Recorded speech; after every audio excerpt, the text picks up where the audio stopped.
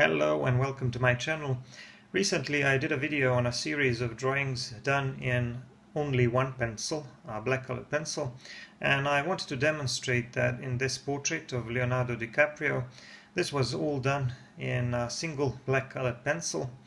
And the black colored pencil I used is a Primo black colored pencil, not a very well-known brand, but you can use any other brand of black colored pencil. I used Faber-Castell and some others.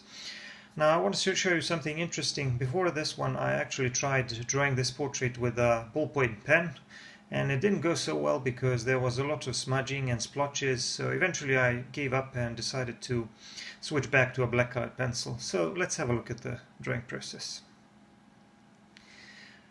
I'm starting with a sketch, and the sketch is the only place where I used a graphite pencil. After that I switched to a black colored pencil, and the black colored pencil is going to be my main drawing tool from that point on. So like I said, I used a Primo black colored pencil. Those are the ones that I found in a nearby shop where I buy my materials, but you know, you can use any other type of black colored pencil. Most of the time in that phase, while I was drawing only in a black colored pencil, I mostly used Faber-Castell Color Grip colored pencil, but I also used Faber-Castell Polychromos black colored pencil.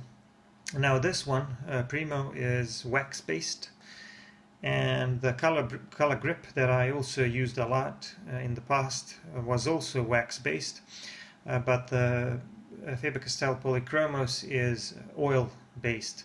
There's honestly not that much difference, but I better start talking about the drawing process now, because I've already done a little bit of work on the hair and I'm moving on to the face. So his hair is slicked back, and this part of the process is a little bit slower than when you're working in charcoal or graphite. And now here, as you can see, I'm moving on to the eyes, and I'm going to leave a white space for the reflection in the eye, and I'm going to shade carefully around it, controlling the amount of value and pressure. So that's the thing when you're working with a black colored pencil, because you don't have grades when you're working like when you're working in graphite.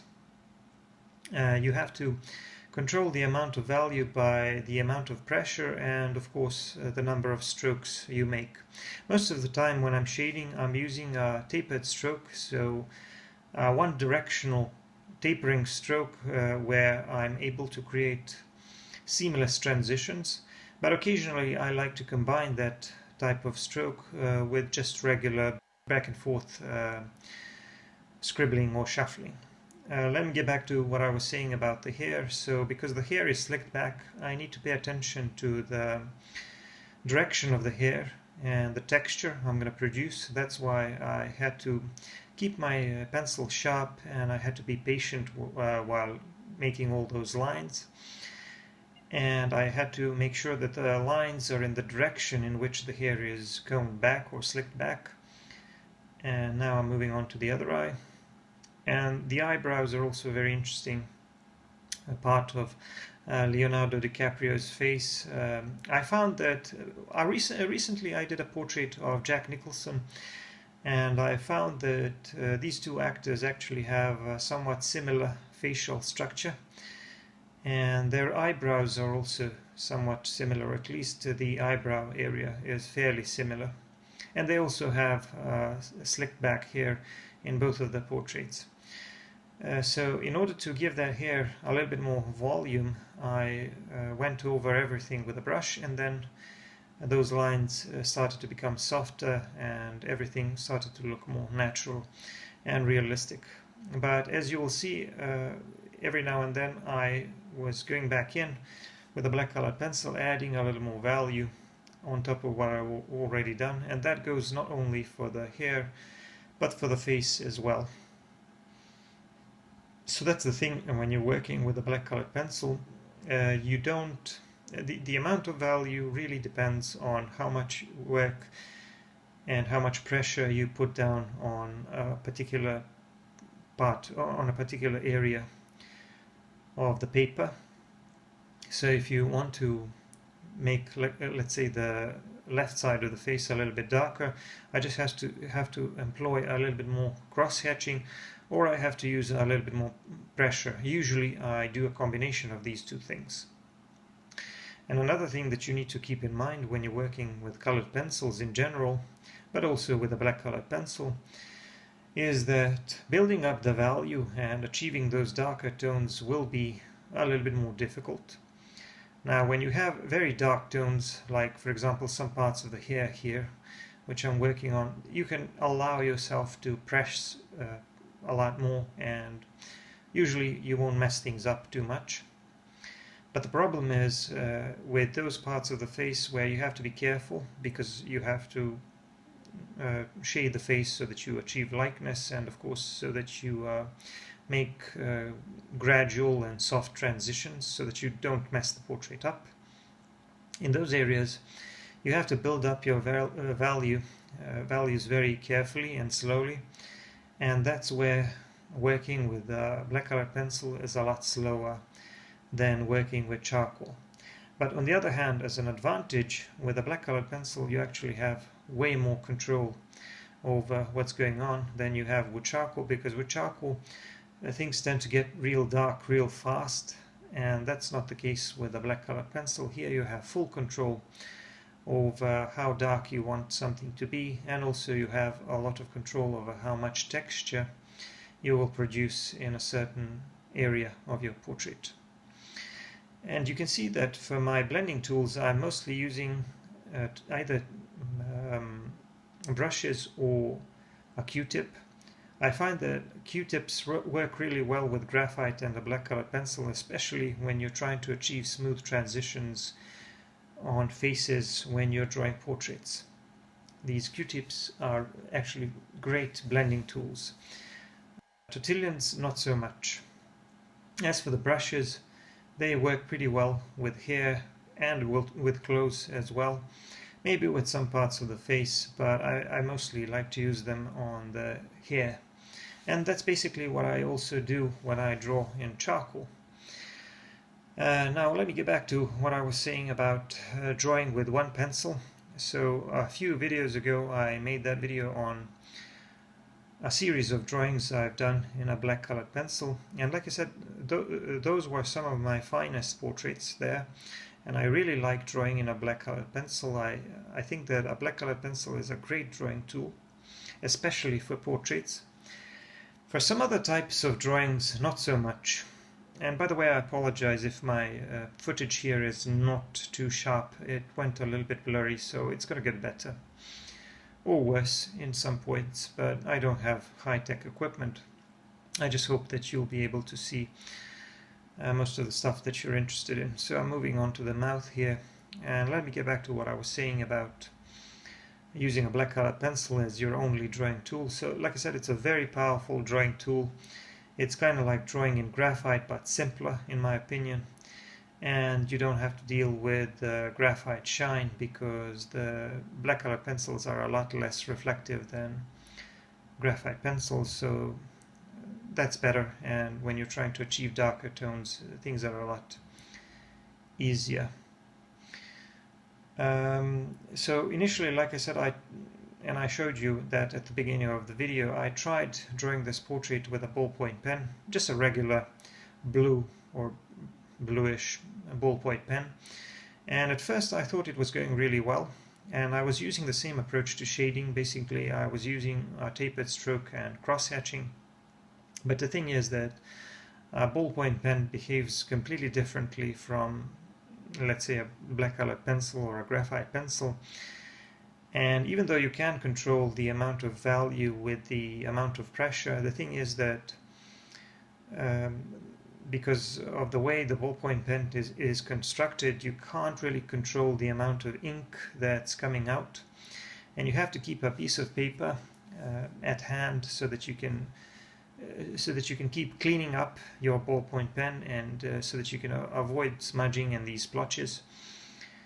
And obviously I wasn't doing that often enough, and I started getting more and more splotches, and it ended up looking really crappy, and I realized that I wasn't going to fix that, so I decided to quit before I invested too much time into the portrait. I think I spent about more than half an hour working on that initial portrait in ballpoint pen, but then eventually I decided to switch to a black colored pencil, and I thought recently I did a video on black colored pencil drawings, so why not do a demonstration of a nice portrait in a black colored pencil, and I thought that this portrait of Leonardo DiCaprio was very good for this purpose.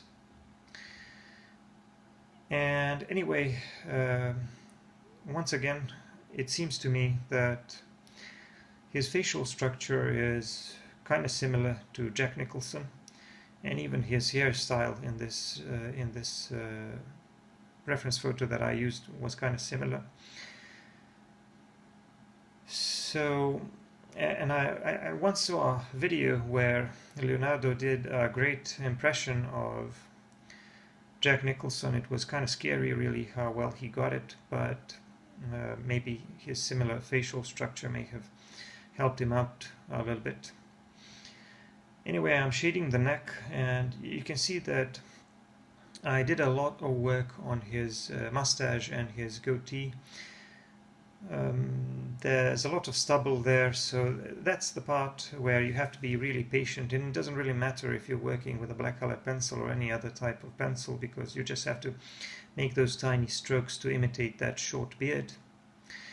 And the right side of the face, or his left side, whenever I say right side or left side, I mean as we're looking at the paper from up front. So the right side of the face, as you can see, is a little bit darker because the light source is coming a little bit more from the left.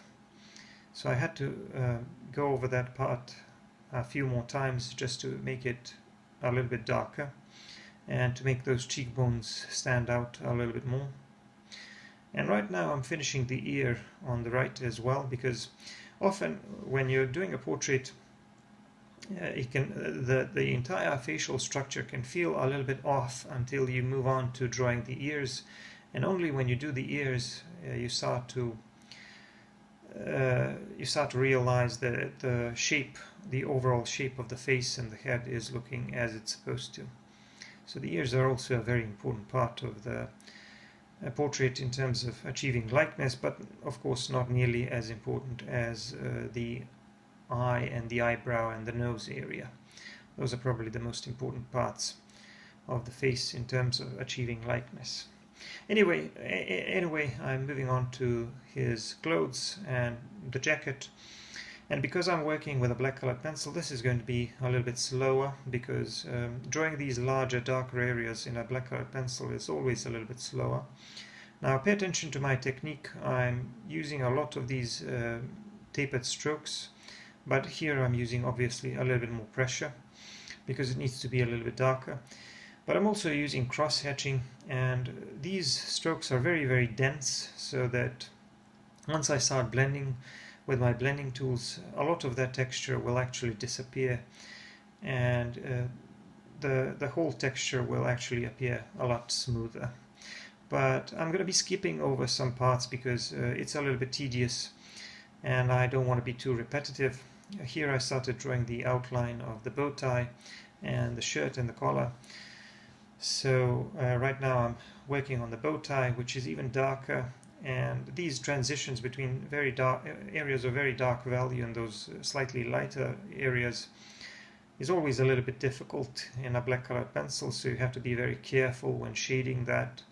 In charcoal this is a piece of cake. It's very, very easy to draw these dark transitions, but with a black colored pencil this can be a little bit difficult because they don't blend that well, and you need to do most of those transitions by controlling the amount of value and using gradual shading using a tapered stroke. And the tapered stroke really is your main drawing technique here. When you're working with this type of pencil, you just have to be very patient and build up darker values very gradually, and a tapered stroke allows you to create these seamless transitions.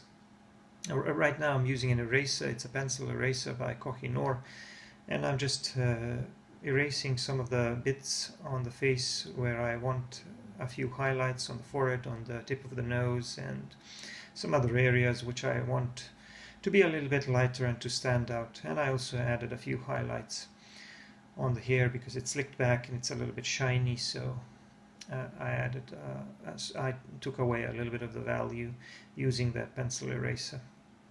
I'm moving on to the right side of the jacket using the same approach, so a lot of these tapered strokes and a lot of cross hatching and then some blending, and then I'm repeating the process until I get everything to be as dark as I want it and as smooth as I want it to look.